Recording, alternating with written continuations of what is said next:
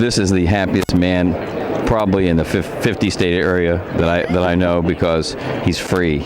He's free at last. He's free at last. We talked last year at the Turkey Bowl, and it's not because you didn't love stock car racing and you made more money than you ever thought about, but now you can do what you want to do. Well, I get to go run cars that I want to run and when I want to run them, so that's the nice part. It's just, all the being at PRI this week and at the Chevy booth here, we're gathering all the racetrack schedules, and now we get to go home and have fun and sit there and pick what races we're going to go to. So, for 18 years in the Cup Series and 3 more years off and on in Xfinity Series, we were under a pretty strict schedule. So now the schedule opens up and we get to pick and choose where we want to be.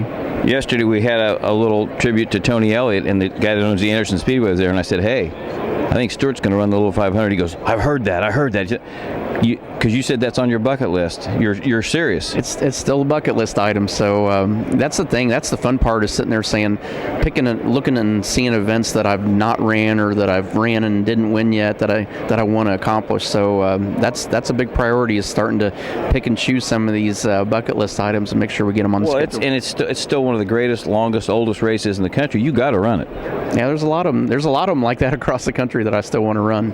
Well, what about the Chili Bowl? Chili Bowl's still on the list too, but I already committed to running the tractor and taking care of the racetrack for him again. You can do both. No, you're a former winner. Yes, you can do both. See, what would happen is if I did both and I did the track prep and then I won the race, they'll say that I groomed the track to suit my style. So you can't do both. All right, you own racetracks, you own race cars, you own race teams. What everybody in the IndyCar side says, God, we got to get Stewart in Indy. He's got to have a team someday. You think, is that in the plan maybe someday? Well, I'm just thinking back to this winter, how we've just finished the Cup season and we're switching bodies next year. We're adding an Xfinity team. We're starting to build our own chassis down there. We're pretty covered up on expansion right now, but I've learned to never say never with anything. So even if it was just the Indy 500 only.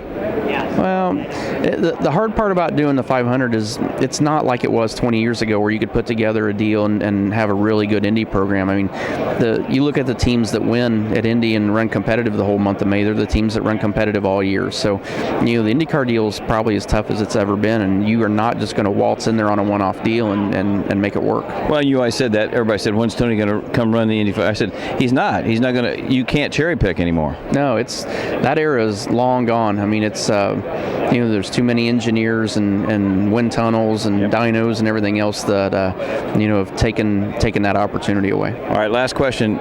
We eat lunch at Friday in Brownsburg. You're damn right, I know. And at the pit stop, and we have a seat for you. Yeah, and keep it open because I'm finally going to show up. All right, brother. Tony Stewart, he's free at last. He's free at last. Thank God he's free at last.